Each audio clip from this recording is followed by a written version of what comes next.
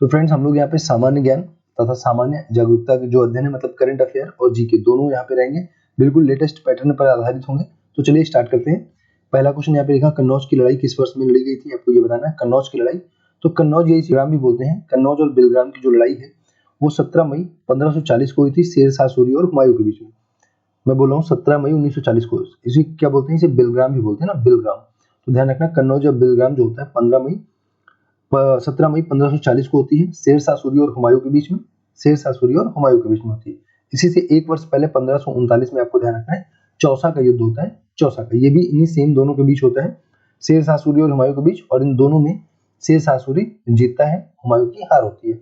1526 की अगर हम लोग बात करें यहाँ पे, तो पानीपत की पहली लड़ाई हो जाएगी बाबर और इब्राहिम लोदी के बीच में। बाबर जीतेगा। 1857 की क्रांति आप सब लोग जानते ही हो, जिसमें झांसी की रानी रहती हैं, झांसी की तरफ से लड़ाई करती है ना अंग्रेजों के विरुद्ध। और 1764 वाला आपको याद रखना है, ये कौन सा हो जाएगा, बक्सर के युद्ध हो जाएगा 1764। तो चलिए, आपसे पूछा था कन्नौज की लड़ाई, तो 1540 हो जाएगा, शेर शाह सूरी और हुमायूं के बीच में ये वाला युद्ध लड़ा गया था। अगला क्वेश्चन लिखा है कि मोती मस्जिद इन विश्व धरोहरों में से किस में स्थित है। तो मोती मस्जिद बताइए आप कहाँ पे हो जाएगा, हुमायूं का मकबरा, महाबोधि मंदिर, कुतुब मीनार या लाल किला, कहाँ पे हो जाएगा। तो फ्रेंड्स ये जो मोती मस्जिद है ये हो जाएगा आपका लाल किला में। तो मोती मस्जिद जो लाल किला में हो जाएगा। देखिए ये लाल किला कहाँ पे है, दिल्ली में है ना। लाल किला, रेड फोर्ट कहाँ पे है, दिल्ली में है। और इसी लाल किले में मोती मस्जिद का जो निर्माण है, वो मोती मस्जिद किसने बनवाई थी, औरंगजेब ने बनवाई थी। ध्यान रखना, जो दिल्ली में लाल किला है वहां पे मोती मस्जिद किसने बनवाई थी, औरंगजेब ने बनवाई थी। लेकिन एक लाल किला आगरा में भी है, जिसका निर्माण किसने करवाया था, हुमायूं ने करवाया था। सॉरी, हुमायूं नहीं, शाहजहां। कौन किसने करवाया था, शाहजहां ने। किसने, शाहजहां ने करवाया था। शाहजहां हो जाएंगे। तो शाहजहां की अगर हम लोग बात करेंगे, तो शाहजहां जो आगरा में लाल किला है उसका निर्माण कौन करवाएगा, शाहजहां। तो लाल किला के अंदर मोती मस्जिद जो होगी उसका भी निर्माण कौन करवाएगा, शाहजहां ही करवाएगा ना, शाहजहां ही करवाएगा। मोती मस्जिद अगर आपसे पूछेगा जो दिल्ली वाला है किसने बनाया, तो आप बोलेंगे औरंगजेब। और पूछेगा आगरा वाला किसने बनाया, तो आप बोलेंगे शाहजहां। ठीक है, ध्यान रखना, पूछा जाता है, दोनों इंपॉर्टेंट क्वेश्चन है। नेक्स्ट लिखा हुआ है 1870 में भारतीय सुधार संघ के संस्थापक कौन थे। तो ये वाला ज्यादा इंपॉर्टेंट क्वेश्चन नहीं है, देख लीजिए इसको। इसका सही जवाब हो जाएगा ऑप्शन नंबर 23 का ऑप्शन नंबर आपको हो जाएगा 2, ऑप्शन नंबर 2, केशव चंद्र सेन हो जाएंगे। 1870 में भारतीय सुधार संघ के संस्थापक हो जाएंगे केशव चंद्र सेन। ओके, फिर अगर हम लोग राजा राम मोहन राय की बात करें तो इनके बारे में ध्यान रखना, ब्रह्म समाज की स्थापना करते हैं 1828 में, ब्रह्म समाज की स्थापना करते हैं। तो फ्रेंड्स ये 1828 में क्या करेंगे, ब्रह्म समाज की स्थापना करेंगे। और किसके साथ मिलकर करेंगे, राजा राम मोहन राय की बात कर रहे हैं तो ये लॉर्ड विलियम बेंटिंग के साथ मिलकर, 1828 में ब्रह्म समाज की स्थापना करते हैं। और इसी के एक वर्ष के बाद 1829 में क्या करते हैं, सती प्रथा का अंत करते हैं यही दोनों लोग मिलकर, लॉर्ड विलियम बेंटिंग और राजा राम मोहन राय। ध्यान रखना, राजा राम मोहन राय की जो एक तरह से कह सकते हो समाधि है वो कहाँ पे है, ब्रिस्टल में है। ये भी क्वेश्चन पूछा जाता है, ब्रिस्टल कहाँ पे, इंग्लैंड में है। तो आपसे पूछेगा कौन से भारतीय समाज सुधारक हैं जिनकी समाधि भारत से बाहर है, तो आपके राजा राम मोहन राय हो जाएंगे। इनकी समाधि कहाँ पे, ब्रिस्टल में है। और मिरातुल अखबार इनकी एक प्रसिद्ध रचना है, ध्यान रखना, मिरातुल अखबार, क्या नाम है, मिरातुल अखबार जो है इनकी प्रसिद्ध रचना है, इसके बारे में ध्यान रखना। और अगर हम लोग बात करें दयानंद सरस्वती की, तो इन्होंने आर्य समाज की संस्थापना की थी। संस्थापक है किसके, आर्य समाज के संस्थापक है दयानंद सरस्वती। और 1875 में 1875 में आर्य समाज की स्थापना की थी।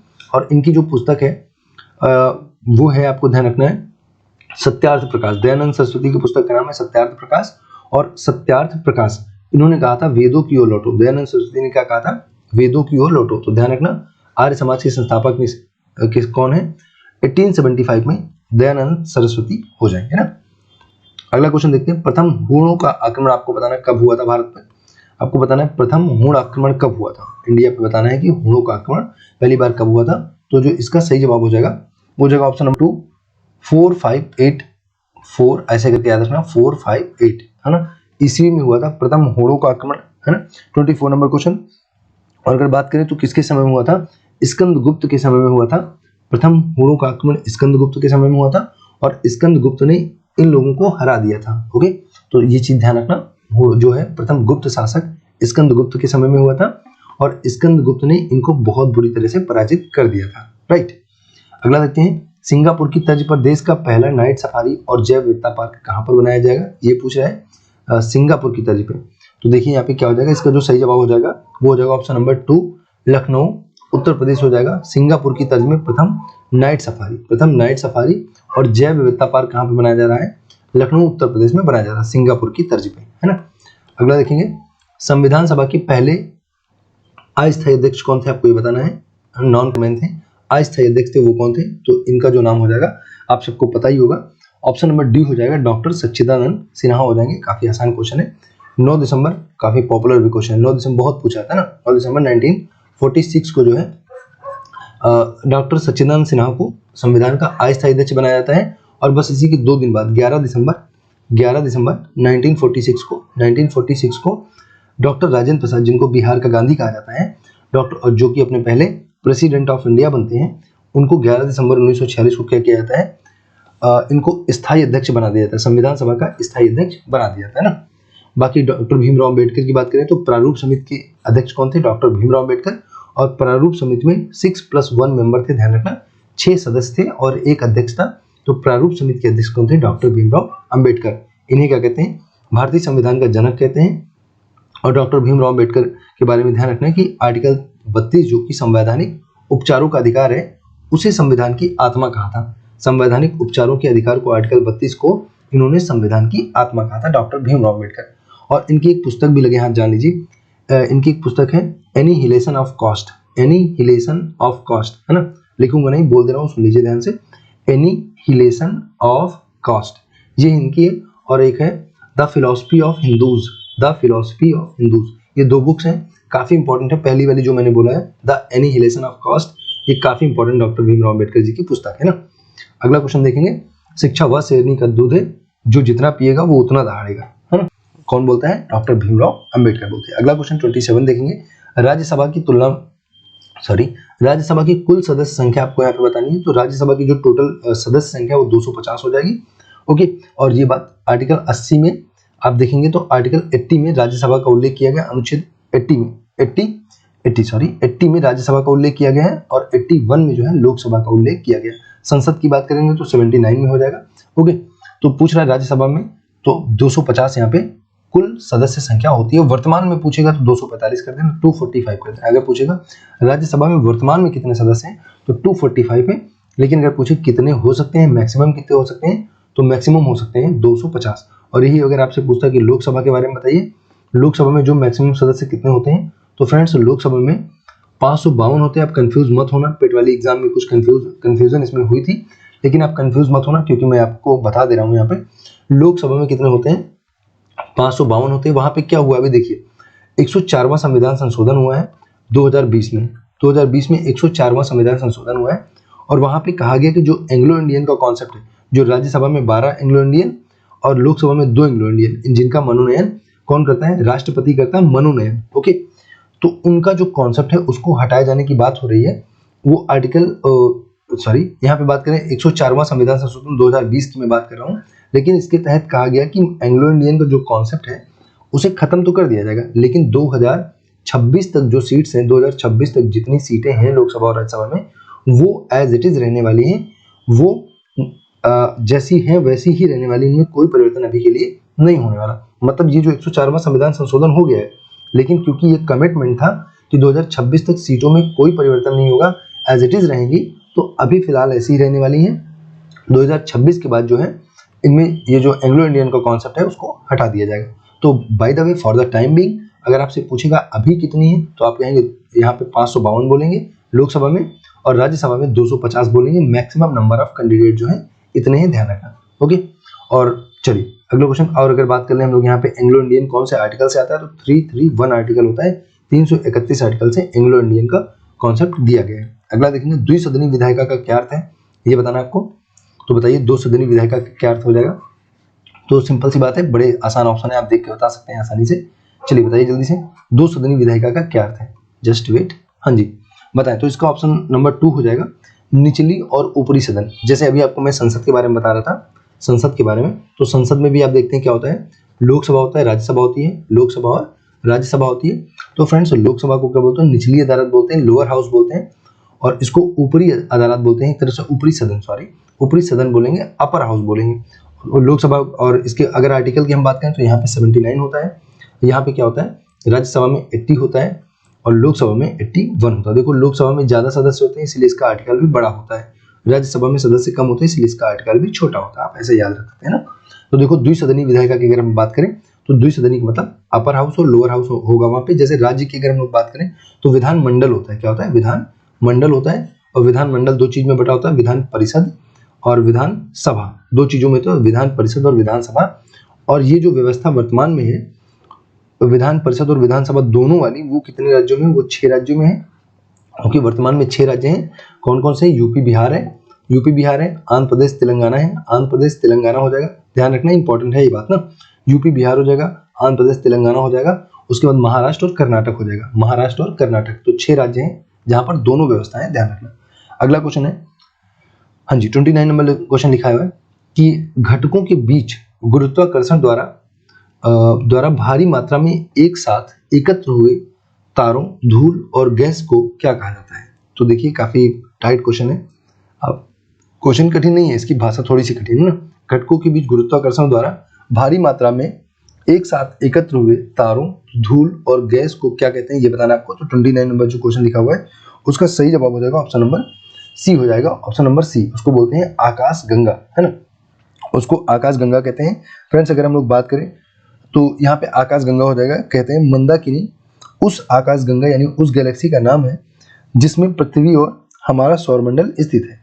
ओके, तो बताना है मंदाकिनी क्या है, जिसमें पृथ्वी और हमारा पूरा सौरमंडल आता है, उसे क्या बोलते हैं, उसे गैलेक्सी या आकाश गंगा कहते हैं।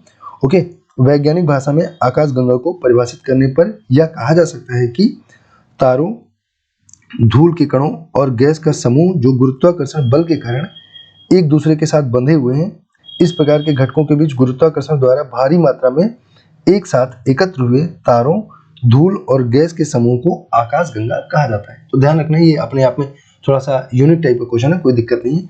जैसे आप देखोगे आपको तुरंत याद भी आ जाएगा, आकाश गंगा के बारे में सारी बातें कही गई थी, आपको तुरंत याद आ जाएगा, बस आप रिविजन कर लेना एक बार। अगला क्वेश्चन लिखा है फिनलैंड की राजधानी क्या है ये बताना है। 30 नंबर क्वेश्चन बताना है फिनलैंड की राजधानी। तो 30 का जो ऑप्शन नंबर 2 हो जाएगा आपको हेलेंस्की हो जाएगा। फिनलैंड की राजधानी क्या हो जाएगा, हेलेंस्की। और फिनलैंड दुनिया का सबसे प्रसन्न देश है, आपको पता ही है, फिनलैंड दुनिया का सबसे प्रसन्न देश है ना। तो फिनलैंड की जो राजधानी हो जाएगी हेलेंस्की हो जाएगी। ओके, तो फिनलैंड की राजधानी ऑप्शन नंबर 2 हो जाएगा, हेलेंस्की हो जाएगी। और अगर हम लोग बात यहाँ पे कर लें, अगर हम लोग बात कर लें डबलिन की ना, तो डबलिन किसकी राजधानी, ये देखो राजधानी दिया हुआ है, तो डबलिन हो जाएगी आयरलैंड की राजधानी हो जाएगी, आयरलैंड की, ध्यान रखना डबलिन आयरलैंड की हो जाएगी। बर्न तो आप सब जानते ही होंगे स्विट्जरलैंड की है। और अगर ताशकंद की बात करें तो ये उज्बेकिस्तान की राजधानी हो जाएगी, ताशकंद उज्बेकिस्तान की, बर्न स्विट्जरलैंड की और डबलिन आयरलैंड की राजधानी हो जाएगी। फिलहाल आपसे पूछा था फिनलैंड, तो फिनलैंड की बताना है फिनलैंड की राजधानी क्या हो जाएगी, हेलेंस्की हो जाएगी फिनलैंड की राजधानी ना। फ्रेंड्स अगर यहाँ पे आपसे ये पूछे कि इंडिया की रैंक कितनी है हैप्पीनेस इंडेक्स में, इंडिया की पूछता तो 136 हो जाता है। इंडिया की रैंक 136 है। जो सबसे प्रसन्न देश है वो फिनलैंड है। ओके, और सबसे जो दुखी देश है वो कौन सा हो जाएगा, वो अफगानिस्तान हो जाएगा, जो सबसे दुखी वर्तमान में देश है ना। तो फिनलैंड जो है वो सबसे प्रसन्न, इंडिया की रैंक 2022 में 136 और अफगानिस्तान सबसे दुखी देश है वर्तमान में। ओके, फिनलैंड की जो राजधानी वो हेलेंस्की हो जाएगी। अगला पृथ्वी, ये चर्चा में इसलिए काफी ज्यादा है, इसलिए इससे क्वेश्चन बन रहा है। चर्चा का मतलब है अभी जो यूक्रेन और रसिया का वार चल रहा है, तो वहां पे जो फिनलैंड है उसने भी बीच में काफी इंटरफेयर करके रखा है। इंटरफेयर का मतलब ये मैं बोल रहा हूँ कि जो नाटो की सदस्यता लेने के लिए ये भी काफी बेकरार थे भाई साहब फिनलैंड वाले। और रसिया ने बोला कि अगर तुमने नाटो की सदस्यता ली तो दुनिया के सबसे दुखी देश तुमको बना देंगे बहुत जल्दी ना। लेकिन फिर भी इतनी धमकियों के बीच फिनलैंड ने नाटो की सदस्यता ग्रहण कर ली। ओके, तो इसीलिए चर्चा में है, इसलिए इंपॉर्टेंट है। पृथ्वी अपनी धुरी के चारों तरफ किस दिशा में घूमती है आपको ये बताना है। तो पृथ्वी जो घूमती है उसका जो मूविंग डायरेक्शन होता है वो ऐसे करके होता है, इस प्रकार से होता है, दीर्घ वृत्ताकार कक्षा में घूमती है, सूर्य के चारों तरफ ऐसे करके घूमती है। आपसे ये पूछ रहा है कि पृथ्वी अपनी धुरी पे, तो बिल्कुल इसी तरह से घूमेगी, पश्चिम से पूर्व की तरफ घूमती है। कैसे, वेस्ट टू ईस्ट घूमती है, वेस्ट टू ईस्ट, पश्चिम से पूर्व की तरफ इस तरह से घूमेगी, आपको ध्यान रखना है, पश्चिम से पूर्व ऐसे घूमेगी। और आपको ये भी ध्यान रखना है कि जो ये है लगभग 1600 किलोमीटर पर आवर, एक घंटे में लगभग 1600 किलोमीटर घूमती है अपने अक्ष पर, ऐसे ऐसे ऐसे ऐसे ऐसे गोल गोल से एक घंटे में 1600 किलोमीटर घूम जाती है, आपको ध्यान रखना है।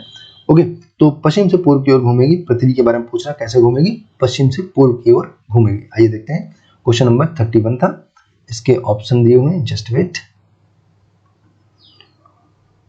तो फ्रेंड्स ये पश्चिम से पूर्व घूमेगी, ऑप्शन नंबर 2 हो जाएगा। और इस गति को क्या बोलते हैं? रोटेशन मूवमेंट बोलते हैं, परिभ्रमण गति बोलते हैं। क्या बोलते हैं? परिभ्रमण। ध्यान रखना, परिभ्रमण। अगर हिंदी में पूछे भ्रमण की मैं बात कर रहा हूँ, परिभ्रमण गति बोलते हैं। और इंग्लिश में बोले तो रोटेशन मूवमेंट बोलते हैं। पश्चिम जो अपने अक्ष पर जो पृथ्वी है, इसके बारे में समझ लीजिए। जैसे ये पूरी पृथ्वी है और ये एक काल्पनिक रेखा बीच में बनाते हैं, 23.5 डिग्री पे झुकी हुई, आप सबको पता ही है। हाँ, 23.5 डिग्री, 23 सही, 1/2 पूर्वी झुकी हुई है। तो इस तरह से ये जो अपने अक्ष पर घूम रही है, अपने अक्ष पर इसी तरह से थोड़ी टेढ़ी घूमती है ना, तो 23.5 डिग्री पर घूम रही है। तो ये गोल गोल से जो घूम रही है, कैसे घूम रही है? ऐसे करके घूम रही है, इस तरह से ना। आप समझ पा रहे होंगे कैसे मैं बोल रहा हूँ, सॉरी, ऐसे करके इस तरह से ना, पश्चिम से पूर्व की ओर घूम रही है। और इसीलिए जो देखो यहाँ पे अगर सन होगा, आप समझ सकते हैं, यहाँ पे अगर सन होगा और यहाँ सामने पृथ्वी होगी, तो इसकी रेज जो है, इसकी किरणें यहाँ पे जाएंगी। तो जो ये ग्लोब का जितना पोर्शन, लगभग आधा पोर्शन जो सूरज के सामने है, वहां पे दिन रहेगा, और जो सूरज के पीछे वहां पे रात रहेगी। तो 12 घंटा इसलिए दिन और 12 घंटा रात है। और पूरा एक चक्कर पूरा करने में दिन और रात दोनों हो जाते हैं। तो बिल्कुल यहाँ पे कितने घंटे लग जाएंगे? 24 घंटे लग जाएंगे। यानी कि पृथ्वी अपने जो अक्ष पे है, यानी कि हम बात कर रहे हैं रोटेशन मूवमेंट की बात कर रहे हैं, परिभ्रमण गति की। इसको दैनिक गति भी हिंदी में बोलते हैं, कई बार दैनिक भी लिख के आ जाता है ना। तो दैनिक गति की बात कर रहे हैं, परिभ्रमण की बात कर रहे हैं। तो जो परिभ्रमण होगा वो कैसा होगा? 24 घंटे में होगा। सूरज के देख पा रहे हैं कि पृथ्वी अपने अक्ष पर घूम रही है और 24 घंटे में दिन रात हो रहे हैं। ये सारे दैनिक गति या परिभ्रमण के कारण हो रहे हैं, रोटेशन मूवमेंट के कारण हो रहे हैं। तो आपसे पूछेगा दिन और रात कैसे होते हैं, क्यों होते हैं? तो कैसे होते हैं? दैनिक गति के कारण होते हैं, रोटेशन मूवमेंट के कारण होते हैं। और 23.5 डिग्री पर झुकी हुई, इसीलिए आप देख सकते हो दिन और रात के बीच में थोड़ा सा गैप, कई बार ठंडियों में आप देखते हो कि जो है रातें बड़ी हो जाती हैं और दिन छोटे हो जाते हैं। उसी तरह गर्मियों में दिन बड़े हो जाते हैं, इसी वजह से, क्योंकि ये 23.5 पर झुकी हुई है। तो कभी इधर बढ़ा, कभी उधर बढ़ा ना, तो ऐसे समझ जाना। ओके, तो पश्चिम से पूर्व घूमेगी, कोई परेशानी यहाँ पे आपको नहीं होनी चाहिए, समझ आ गया होगा। आपसे पूछेगा कि दिन और रात पृथ्वी की कौन सी गति के कारण होते हैं? परिभ्रमण गति की परिक्रमण गति। तो परिक्रमण जो गति होती है, वो पृथ्वी जब सूर्य के चारों ओर घूमती है उसे बोलते हैं, और परिभ्रमण जो अपने अक्ष पर घूमती है उसे बोलते हैं। तो दिन और रात कैसे होंगे? अभी आपने देखा, परिभ्रमण के कारण होगा, रोटेशन मूवमेंट के कारण होगा ना। अगले क्वेश्चन पे चलते हैं। 32 नंबर क्वेश्चन लिखा है। हाँ जी, देखते हैं 32 क्या लिखा हुआ है। निर्माण श्रमिकों के लिए मिशन कुशल कर्मी की शुरुआत किस राज्य केंद्र शासित प्रदेश के द्वारा की गई है? आपको ये बताना है। निर्माण श्रमिकों के लिए आपको बताना है। मिशन का नाम है मिशन कुशल कर्मी। ये स्कीम है, किसने लॉन्च की है? तो किसने लॉन्च की है? ये नई दिल्ली की सरकार ने लॉन्च की है, मिशन कुशल श्रमिक। बस इतना सा आपको ध्यान रखना, मिशन कुशल श्रमिक किसने लॉन्च किया है? नई दिल्ली ने याद किया। इसको यहीं पे छोड़ते हैं ना। अगला क्वेश्चन देखते हैं। संवेग के परिवर्तन की दर को क्या कहते हैं? तो संवेग की जो परिवर्तन की दर है उसे बोलते हैं फ्रेंड्स, कौन सा क्वेश्चन हो जाएगा? ये क्वेश्चन आपका हो जाएगा 33 नंबर हो जाएगा। संवेग परिवर्तन की जो दर है उसे बोलते हैं बल। संवेग में परिवर्तन की दर को क्या बोला जाता है? बल। तो इन क्वेश्चंस को आपको बस ऐसे ही पढ़ते चलना है, रिवीजन करते चलना है। ज्यादा डिटेल में पढ़ने की ना तो टाइम है ना ही जरूरत है। आप देखेंगे संवेग में परिवर्तन की दर को क्या बोलते हैं? बल बोलते हैं। बस आप इसको रिवीजन कीजिए 2-3 बार, आपको सब कुछ याद रहने वाला है ना। अगला लिखा है 34 नंबर। निम्नलिखित तत्वों में से किसका गलनांक सबसे कम है? तो फ्रेंड्स सबसे कम गलनांक हो जाएगा ब्रोमीन का, और अगर सबसे ज्यादा आपसे पूछता तो कैल्शियम का हो जाता। गलनांक सबसे कम पूछते हैं ब्रोमीन का हो जाएगा, है ना। मीन का मतलब ही तुच्छ होता है, मीन का मतलब ही कम या तुच्छ के सेंस में यूज किया जाता है। तो समझ जाना, सबसे कम जो है किसका है? ब्रोमीन का, और सबसे ज्यादा कैल्शियम का है। ध्यान रखना, गलनांक सबसे ज्यादा कैल्शियम का। अगला है कोशिका के किस हिस्से में प्रोटीन बनती है? तो फ्रेंड्स अगर हम लोग बात करें कोशिका की, तो थोड़ा सा अगर एक स्ट्रक्चर हम लोग कोशिका का बना ले, ह्यूमन सेल का बना, मान लो मनुष्य की ये मान लीजिए कोशिका है। मनुष्य की कोशिका के अंदर यहाँ पे बीच में केंद्रक होता है, और यहाँ पे ऐसे ऐसे करके अंतःप्रदब्बी जालिकाएं जो है एंडोप्लाज्मिक रेटिकुलम चारों तरफ से ऐसे ऐसे करके लगी होती हैं, जो कि कोशिका को एक मूर्त रूप देती हैं, इसको एक फिक्स पोजीशन देती हैं, ताकि ये कोशिका ज्यादा मूवमेंट न कर पाए, अपनी जगह पे स्थित रहे ना। तो इस प्रकार से कह सकते हैं ये अंतःप्रदब्बी जालिकाएं हैं जो ये फिक्स की हुई, ये जो फीते जैसी संरचना है, और इन्हीं के ऊपर यहाँ पे राइबोसोम्स पाए जाते हैं। राइबोसोम, ये राइबोसोम है, ये पाए जाते हैं। और इन्हीं राइबोसोम में क्या होता है? प्रोटीन निर्माण होता है, और इसीलिए राइबोसोम को प्रोटीन निर्माण की फैक्ट्री कहा जाता है ना। तो किस हिस्से में प्रोटीन बनेगी? राइबोसोम में बनेगी। राइबोसोम कहाँ पे आप देख पा रहे हैं? अंतःप्रदब्बी जालिका के ऊपर जो राइबोसोम यहाँ पे पाए जाएंगे, और इन्हीं को प्रोटीन निर्माण की फैक्ट्री कहते हैं, राइबोसोम को। ओके, तो ओके, इस चीज को ध्यान रखना। बाकी इसके बारे में याद रखना है, जो कोशिका है इसकी खोज रॉबर्ट हुक ने 1665 ईस्वी में की थी। 1665 में रॉबर्ट हुक ने, और जो केंद्रक है उसकी 1831 में 1831 में रॉबर्ट ब्राउन ने केंद्र की खोज की थी ना। ओके, अगले क्वेश्चन पे चलते हैं। कोशिका के किस हिस्से में प्रोटीन बनेगी? राइबोसोम में। प्रोटीन निर्माण की फैक्ट्री किसे कहते हैं? राइबोसोम को। अगला देखते हैं, अगला बताना है क्लोरोफिल में क्या होता है। तो क्लोरोफिल में क्या हो जाएगा? क्लोरोफिल में फ्रेंड्स हो जाएगा आपका मैग्नीशियम। आप सबको पता होगा, काफी आसान क्वेश्चन है, काफी इंपॉर्टेंट भी है ना। क्लोरोफिल में क्या होता है? क्लोरोफिल क्या होता है? बेसिकली जो पौधों की पत्तियां हरी होती हैं, पौधों का जो पार्ट हरा होता है, वही हरा होने का कारण क्या होता है? एक पिगमेंट है, एक वर्णक है ना। तो हरा होने का जो कारण होता है वो क्या होता है? क्लोरोफिल होता है। तो वो किस, वहां पूछ रहा क्लोरोफिल में क्या होता है, तो मैग्नीशियम होता है, ठीक है।